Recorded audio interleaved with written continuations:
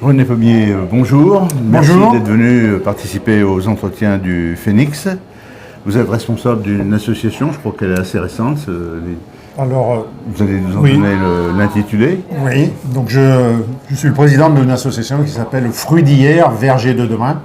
Mais en fait, elle n'est pas récente, l'association. C'est le nom de l'association qui est D'accord. récent. Ah ouais. Notre association a bientôt 40 ans. Elle a été créée en 86. Et depuis un an, on a changé de nom. Auparavant, c'était les croqueurs de pommes du terroir du Jarret. Et depuis un an, on s'appelle Fruits d'hier, Verger de demain. En quelles circonstances vous avez créé cette association?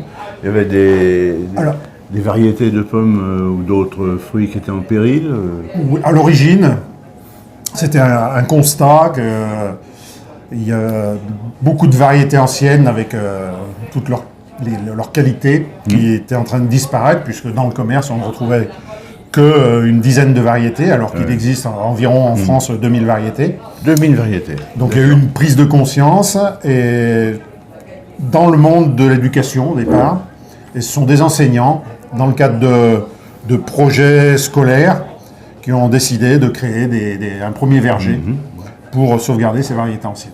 Alors est-ce qu'il y a des variétés qui sont vraiment locales, du Pilat, de la vallée du Gier, où on sait qu'il y a de la pommiculture sur ce secteur géographique? Il y a quelques variétés, oui, de la région. Je peux en citer deux, trois. Oui. La martelle, la cabassou. Après, si on va un petit peu plus loin, on a toutes les calvilles. Calville d'Oulin, calville blanche, calville rouge. D'accord. La germaine. Voilà. Bon. Il y a quelques variétés dans le Pilat.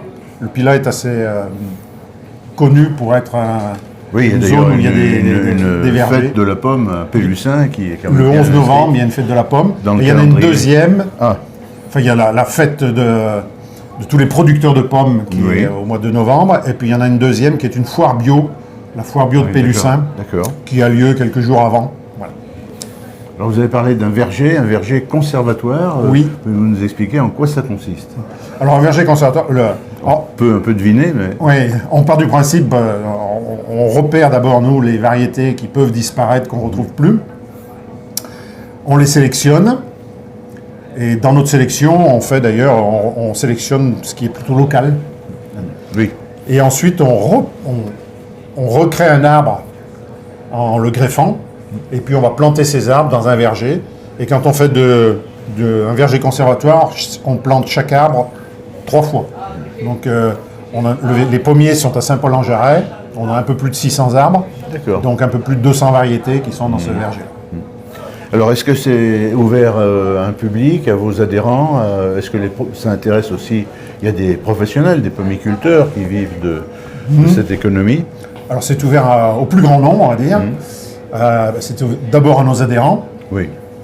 parce que c'est un lieu où justement ils peuvent venir récupérer des greffons. Le greffon, c'est ce qui permet de reproduire l'arbre. Je ne sais pas si on en parlera plus tard. Voilà. Oui. Donc ils peuvent venir récupérer des greffons. On accueille aussi sur nos vergers d'autres associations, des scolaires. Oui. Et puis on intervient, nous, dans certaines collectivités ou certains particuliers, mais dans des conditions bien spécifiques, pour les accompagner, pour les aider dans le choix des variétés à planter. Ou pour entretenir certains sites historiques. Je pense à l'abbaye de Charlieu, par exemple, où on taille les arbres qui sont en espalier le long de l'allée. Le musée du son en forêt, où tous les ans, on va tailler les arbres. Est-ce que vous avez des aides d'une collectivité, par exemple, je pense au parc naturel régional du Pilat, qui est en train de travailler à sa future charte? On a des aides des collectivités sur lesquelles on a des vergers.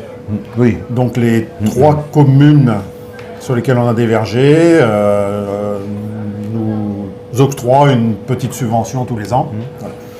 Mais l'association vit essentiellement de ce qu'on produit, à savoir, comme on a des arbres, eh bien, on a des fruits, et on transforme ces fruits en jus de fruits, donc on vend ce jus de fruits au sein de l'association.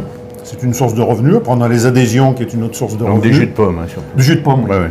Alors, pommes et poires. Pommes et poires. Oui, parce que dans l'association, là, on est plus connu sur la partie pommes, parce qu'auparavant, ça s'appelait les croqueurs de pommes du terroir du Jarret. Oui, oui, oui. Et maintenant, c'est fruits d'hier, on a élargi. Et dans notre logo, d'ailleurs, il y a plusieurs fruits. Alors, en fait, on a un verger de pommiers qui est à Saint-Paul-en-Jarret, avec environ 600 arbres. On a un verger de poiriers qui est à Saint-Martin-la-Plaine. On a un verger de cerisiers et de pruniers qui est à la Grand-Croix. Et à la Grand-Croix, on a recréé un nouveau verger. On y travaille depuis 7 ans. Partant du constat que, comme je l'ai dit tout à l'heure, l'association a maintenant une quarantaine d'années. Les premiers arbres ont aussi une quarantaine d'années. Oui. Et ils commencent à vieillir.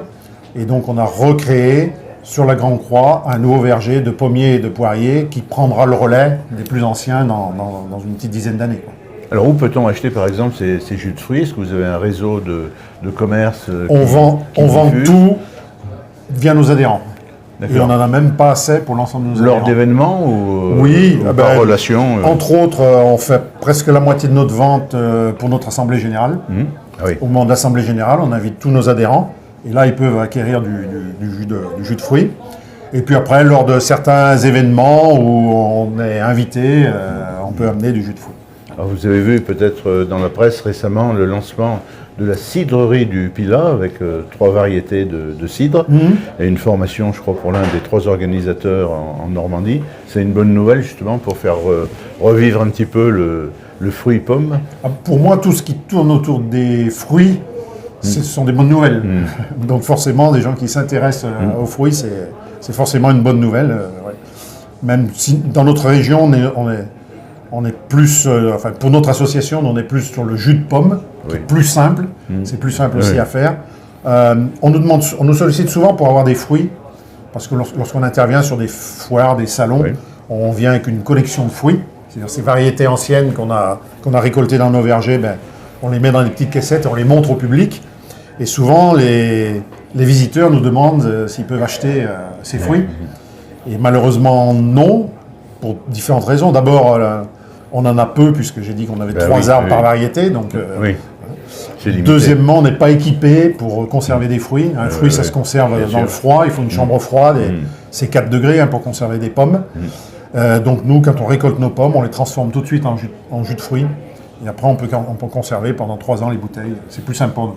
Un mot sur les greffons. Est-ce que par exemple quelqu'un qui a un petit jardin et qui souhaite planter 1 ou 2 arbres fruitiers peut s'adresser à vous? Bien sûr. Bien sûr, c'est un petit peu le but de l'association.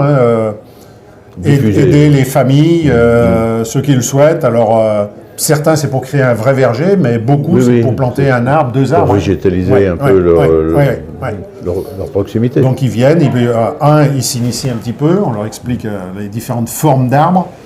Parce que celui qui veut planter, après, ça va dépendre du terrain qu'il a, de la surface qu'il a. Bien sûr. Et donc, on va l'orienter, nous, sur le type d'arbre.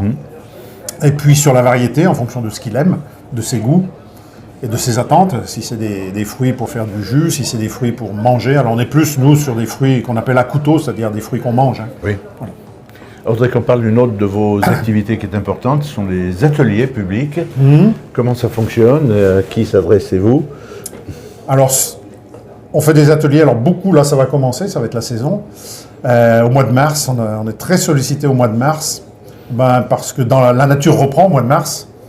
Et c'est là où on fait les greffes des arbres, on reproduit des arbres. Et donc on est présent sur différents événements. Je vais en citer 2. Le 8 mars, c'est une journée complète qu'on fait au Treuil, qui est une association, mais je crois que vous avez interviewé. On va en parler, oui, tout à fait. Là, vous avez interviewé M. Mousset, quelque temps. Et on est adhérent des Amis du Treuil. Et pour l'ensemble des associations, on va organiser une journée le 8 mars. Quelques mots justement sur les Amis du Treuil, c'est un collectif d'autres associations. Est-ce que là aussi vous avez des échanges avec des gens qui sont branchés sur une thématique très différente de la vôtre, mais complémentaire? Oui. Alors on a adhéré nous au Treuil dès le départ. Ça regroupe toutes les associations qui tournent autour du monde paysan au sens large. Voilà, il y a la thématique de l'eau qui est importante pour eux. Et nous, on vient avec nos connaissances, nos compétences sur les arbres fruitiers. Et on a des échanges avec principalement une autre association qui est sur Chambeuf qui s'appelle Graines. Et on les a aidés à créer un verger qui est au Treuil, le verger des Sens. Donc on les a aidés à faire la sélection des arbres fruitiers. On leur a aidé à les planter. Et puis, on a organisé avec eux et pour eux des séances d'initiation à la greffe des arbres, à la reproduction des arbres. D'accord. On travaille aussi avec la Maison de la Semence de la Loire. C'est ce que nous on fait au niveau des arbres fruitiers, eux ils le font au niveau des jardins et des légumes, donc sur des variétés anciennes. Et on est assez nombreux à être dans les deux associations. Il y a pas mal d'échanges entre nos deux associations. Et eux, ils font une fête le dernier week-end de mars. Et on sera aussi présent, comme tous les ans, depuis maintenant 10 ans, puisque c'est la 10e édition cette année. On sera présent avec une bourse au greffon. Le principe de leur fête, c'est de troc de graines. Et nous, on vient, on fait une bourse au greffon. C'est qu'on amène des greffons. D'autres visiteurs amènent des greffons. Il y a des échanges qui sont faits. Alors on termine traditionnellement par une date, vous l'avez fait, et par deux sites. Je crois que vous avez à la fois une page Facebook et puis un site internet. Oui, alors... Pour ceux qui souhaitent, parmi nos internautes, alors la page Facebook, on peut la trouver. Le site internet, c'est un petit peu plus compliqué. On est en train de le construire, donc il n'est pas encore tout à fait en ligne. On le signalera mais sur notre blog. Ça devrait arriver. C'est Fruits d'hier, vergers de demain. Ça se tient tous pour le site internet. Et fruits et vergers sont au pluriel. Merci beaucoup, René Fauvier, d'être venu nous parler de votre passion pour la pomiculture.